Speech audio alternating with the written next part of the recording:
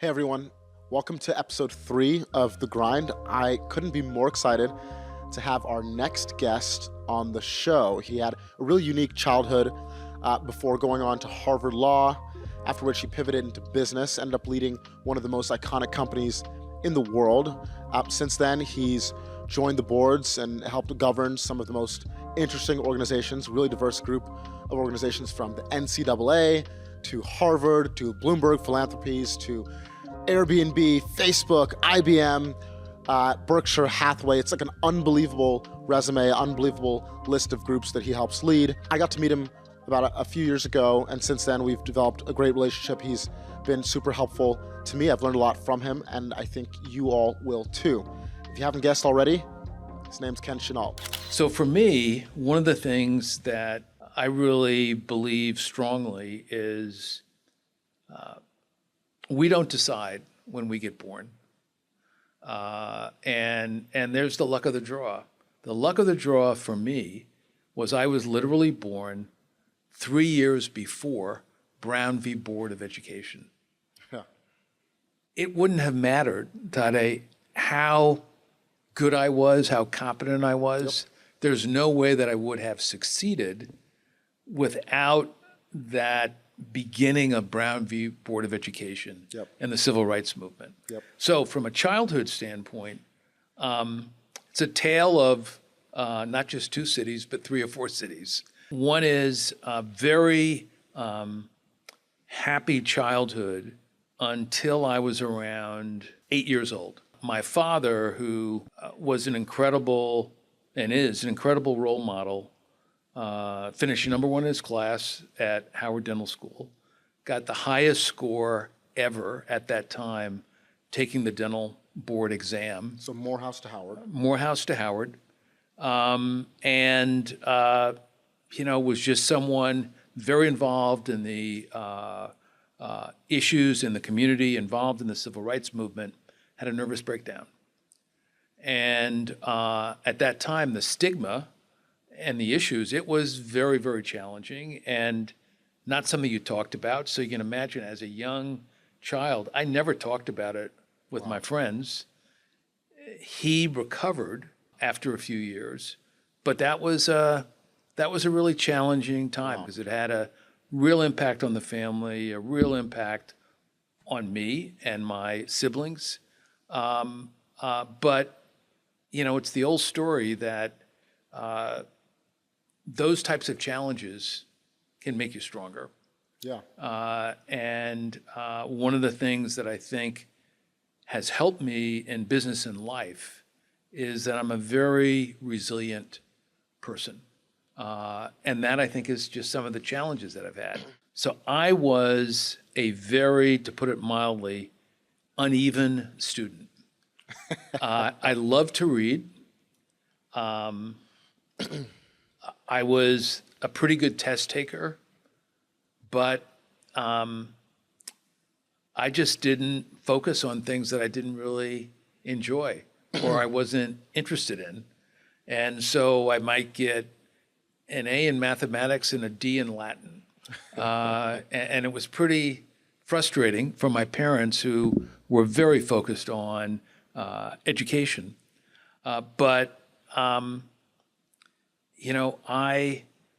I just wasn't disciplined. In my family, one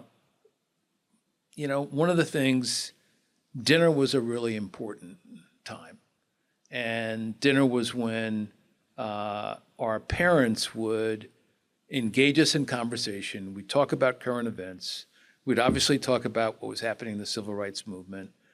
But one of the things that we would talk about, and my parents would talk about, is you can overcome. Doesn't matter what the challenge is. My father had a great saying, focus on what you can control.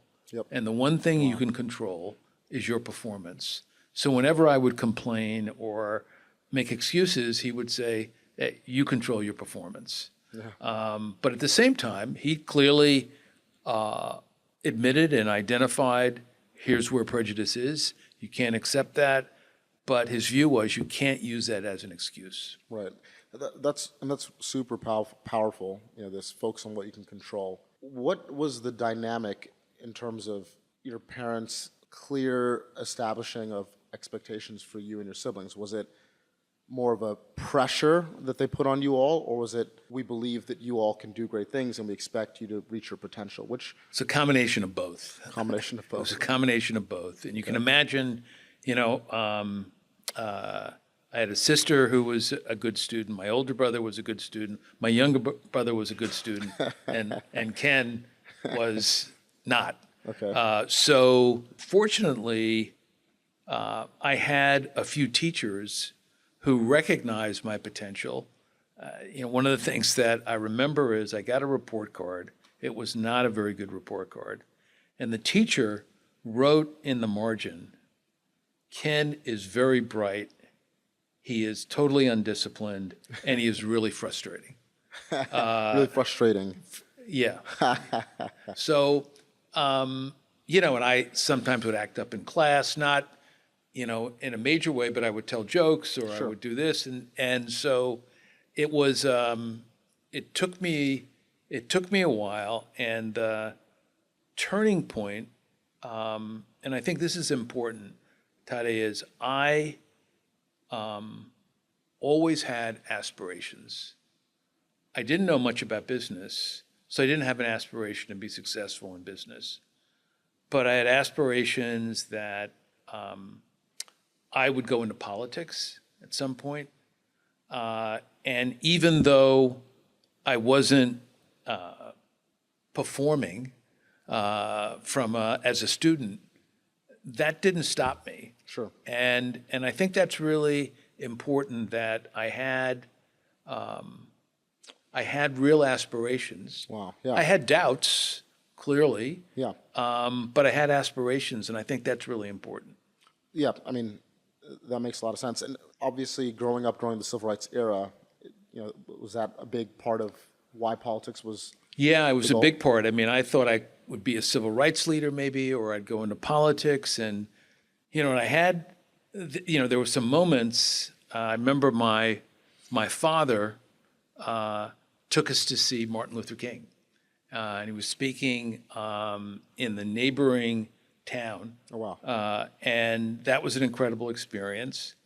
And then I remember he actually came to Hempstead, where I grew up, and he went to a really poor section of Hempstead. And I remember our three brothers and I, we heard in the neighborhood he was there. We ran down into the projects, and we caught a glimpse of him in the car, and that was unbelievable. Wow. And then the third time, which was incredibly impactful, is we saw him 2 weeks before he was assassinated. Wow. He came to speak at a church that was near, and I just remember both the feeling of seeing him up close and speaking again.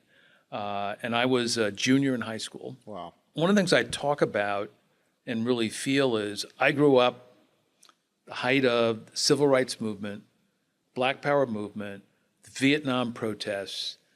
You know, it was a time of incredible turmoil in this country. But I also think it's given me a sensibility to think about things more broadly Yep. than just I'm in business. I think part of what one needs to do in business is how are you impacting the broader society? And I don't think there should be a conflict between profit and purpose. Right. Yeah. I mean, there again, it's consistent. You know, looking for broader perspective. Yeah. Yeah. Wow. I mean, so you start off you're a relatively mediocre student, but you've got ambitions. Right. You've got people who are believing in you, your parents who are setting high standards. Right. Headmaster, it sounds like, who also can recognize your talent, even the teacher Right. who's writing in the margins. How do you, if you're unlucky, and you talked about the luck of the draw with life, I always call it the lottery of life, but some people don't have obvious people around them who are pouring into them, saying they believe in them. They weren't lucky to stumble upon a MLK speech. How do you get motivation? How do you build confidence when you haven't had maybe as lucky of a draw in terms of being surrounded by people who can help you in that way? So I think one of the things, Tade, which is something that I did do, is you want to reach out intellectually. So one of the things for me that I just recommend to people is I'm always have been a voracious reader of biographies. And, at the end of the day, if you want to do something, read about some great people. Right. And one of the things you'll see is that they were also mere mortals. Yep. They had challenges, they had issues to deal with, but they were able to overcome it. And there are some really valuable lessons that you can learn from the stories of others. Right. Second, in the world we live in today, podcasts. Yep. They're Listen to the grind. Yeah, listen to the grind. I mean, there are people out there who are really grinding. And, one of the things that I see, there are two qualities that I think are very consistent in people who are successful. Is one, they are intellectually curious. I think that's really important. Find some things that stimulate you. Okay. Find some things that stimulate you. Right. Second, they've overcome some adversity, no matter what their backgrounds are. Now, clearly, it's more pronounced. So you grew up in a really troubled household. You've got really tough challenges growing up. And the question is, part of your quest should be, who are some role models that I can find? And I will tell you, for me, there were two autobiographies that I took a lot of strength from, particularly both in my high school years. One was the autobiography of Malcolm X, and the other was the autobiography of Frederick Douglass. To see and to read how all of the issues that he overcame, it was improbable. Right. You'd say, how could this happen? It doesn't compute. Doesn't add up. It doesn't work. And the reality is, I'm a firm believer that individuals can overcome almost anything. But you've got to have some examples. You've got to have some stories. And you've got to have a level of self-awareness that what you're going through, you're not alone. You're not the first person that has ever encountered a set of challenges. Right. The question is, how do you cope with that? And I think one of the things you can find is there are tremendous examples that you can get from a range of media that will be very instructive of how to overcome those challenges. It's fascinating because on one hand, your parents, their parents before them, your generation, my generation, your son's generation, there is, sort of this unambiguous march towards more progress. Yes. Obviously, as Black folks in America, there are more opportunities Right. than there have ever been historically, and yet challenges remain. Right. How do you channel that perspective that you all seem to have had, responsibility, a mission, these kinds of things, into this generation? I do seem to get a sense from a lot of my sort of millennial peers of frustration Yes. instead of inspiration. Yes. And reasonably so at the pace of progress that we in many cases feel has ground too slow. Right. How do we reframe this to be more of a positive motivation? Good. So I think one of the things, Tade, that's absolutely critical, and it goes to, for me, my leadership mantra, as you know, is the role of a leader is to define reality and give hope. So I think one of the things is it's absolutely appropriate to define here are the tough aspects of that reality, but we also have to focus on here are some of the opportunities in that reality. But then what are the reasons to be hopeful? What are the tactics and the strategies? So I think one of the things that is critical is on a individual basis, we need to focus on reaching positions in our society that allow us to exert power. I think that's really important. Right. I think second is, and I certainly felt this at Harvard from that group, is what can we do to be supportive of each other and helpful to each other, but also to hold ourselves to a tough standard. And, one of the things that I think was really important is academically, we held ourselves to a tough standard. That was important. Was it a competition? Sure. but not, there was competition, and certainly I'm sure there was some competition amongst people, but a real focus on we need to perform.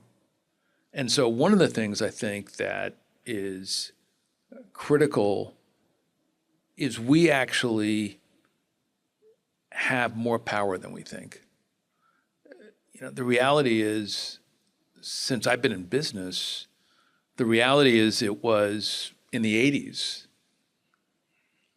I knew almost anyone who was successful in business in America who was black. Now I don't know. That's great. That's great. Right? That's really terrific. Yeah.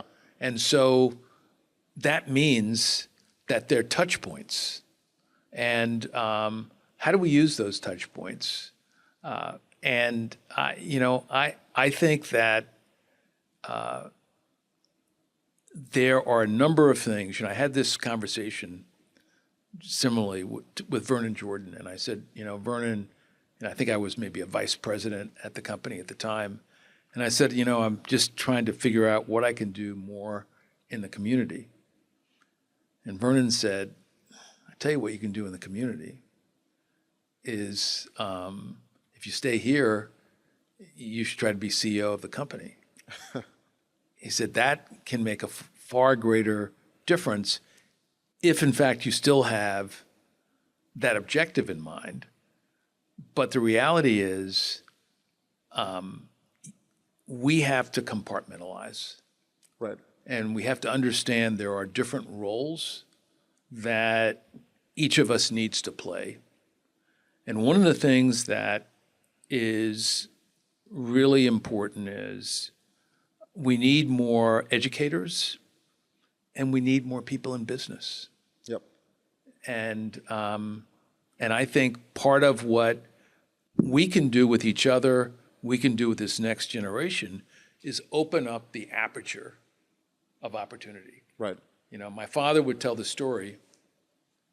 He's 12 years old, he's in Cincinnati, and he sees this black guy in a suit driving a nice car.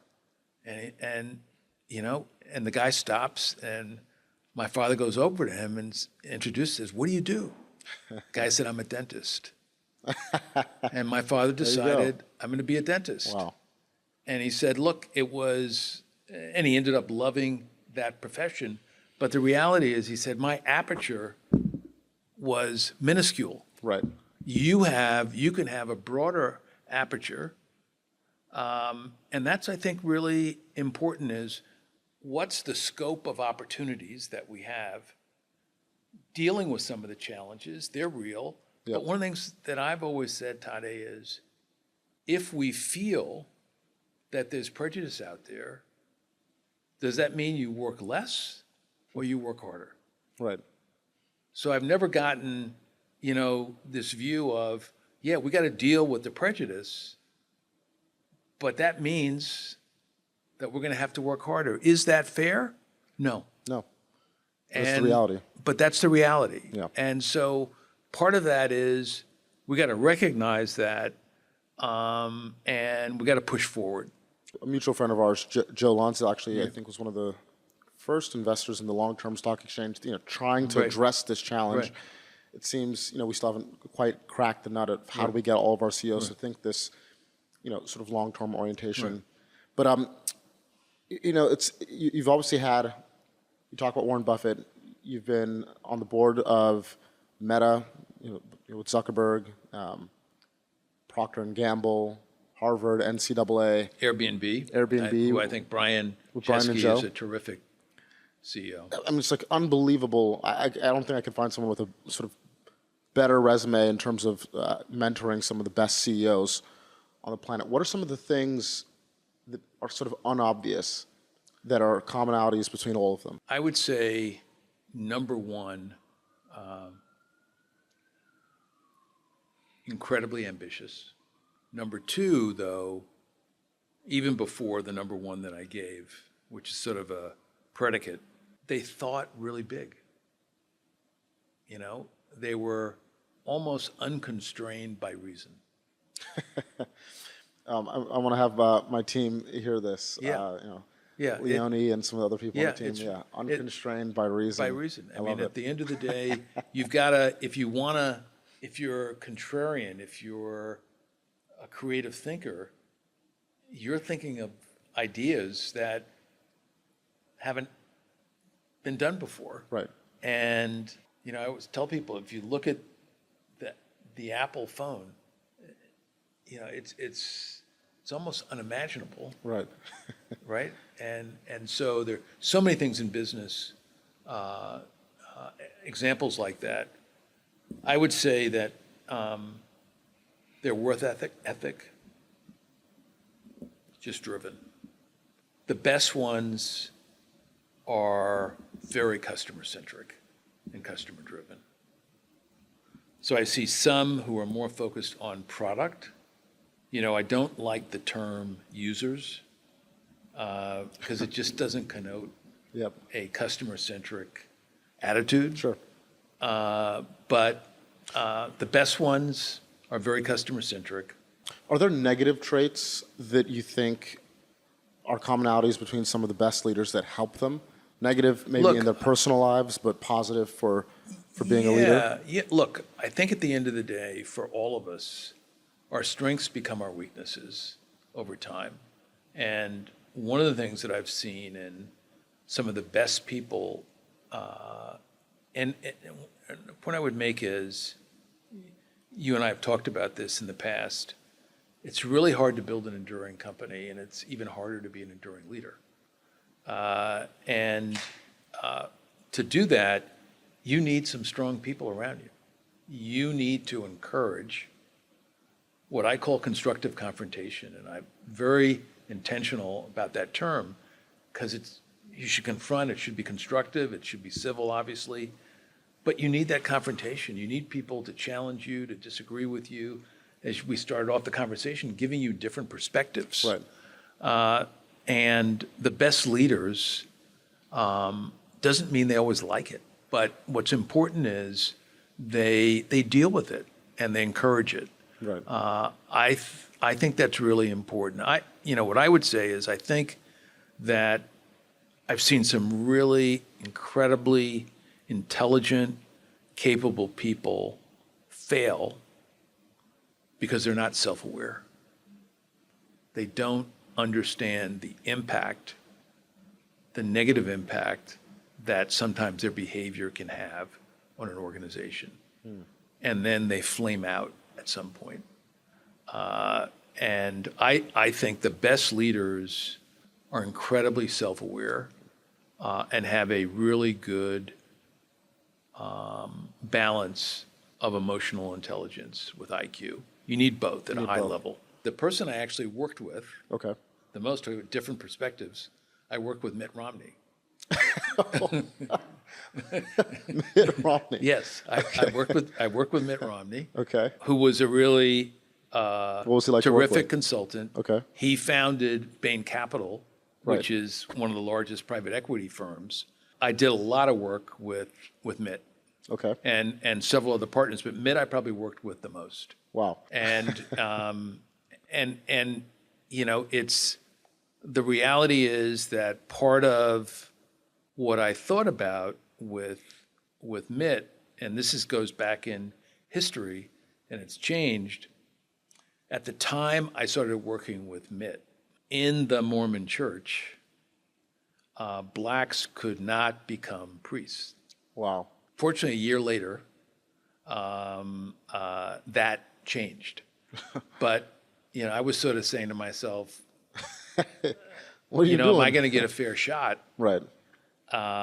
with him? And I said, let me sort of judge him by how he treats me. Right. And if he doesn't treat me the right way, I'm going to go to Bill Bain and say, look, this is a real problem. This is the deal.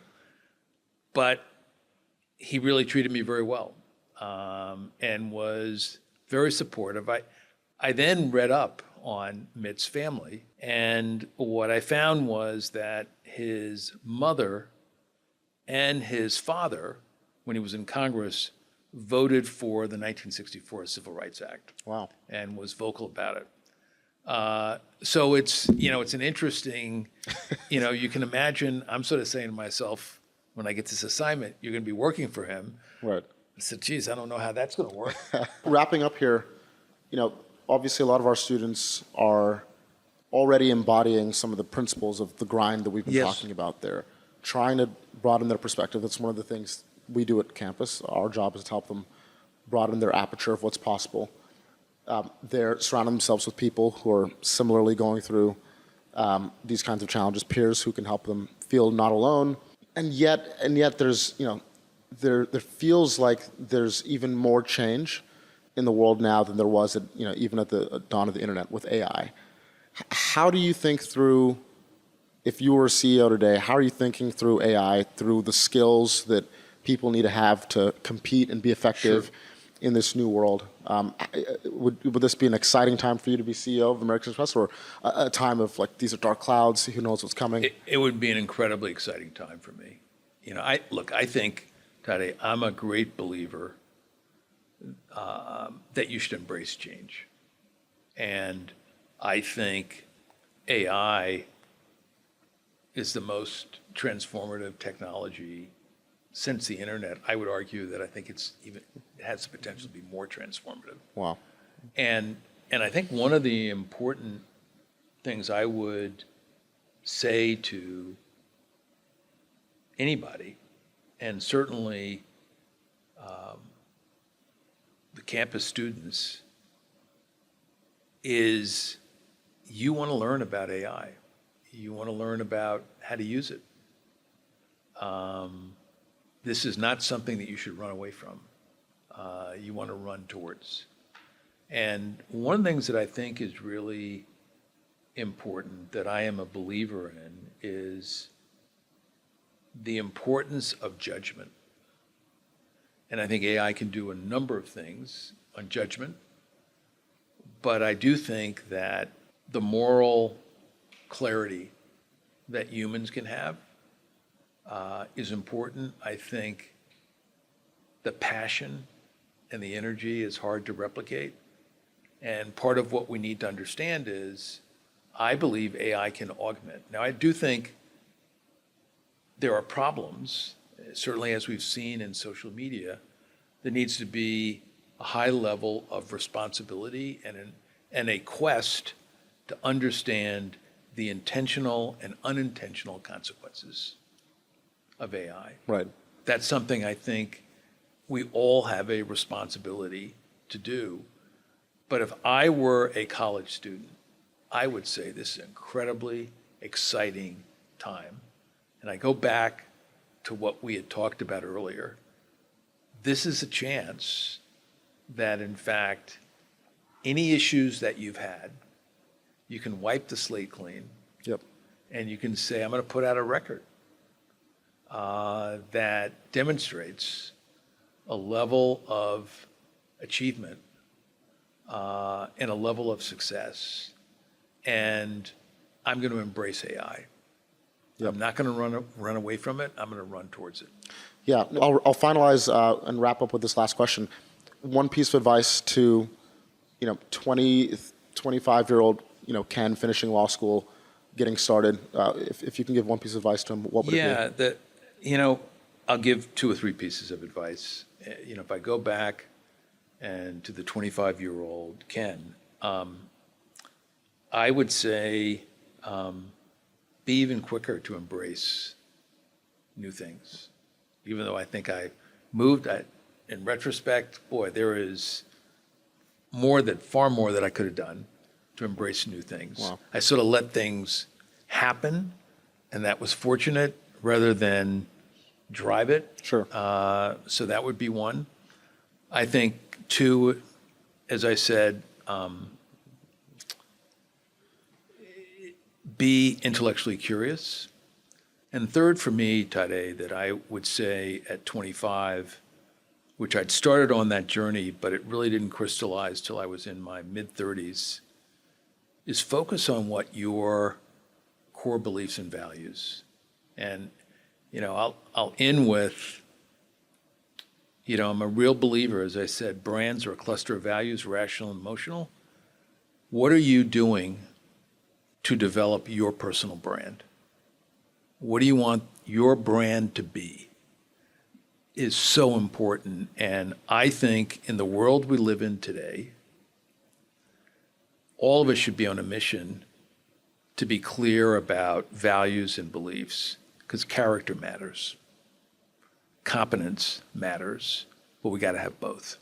Got to have both. Thanks a lot, Ken. This is a lot of fun. Thank I really you. appreciate it. Our students are in for a treat.